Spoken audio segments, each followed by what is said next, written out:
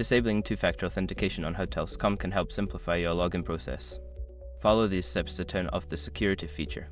Step 1. Log into your account. Visit the Hotels.com website or open the app and log in using your account credentials. Step 2. Access account settings. Once logged in, navigate to your account settings. This is usually found by clicking on your profile icon or name in the top corner of the page. Step 3. Find security settings. In the account settings menu, look for a section labeled Security or Privacy. Click on this section to access your two-factor authentication settings. Step 4. Disable two-factor authentication.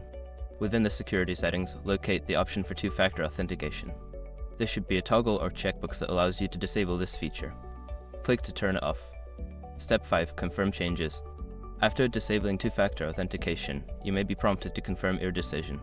Follow any additional instructions to ensure the changes are saved.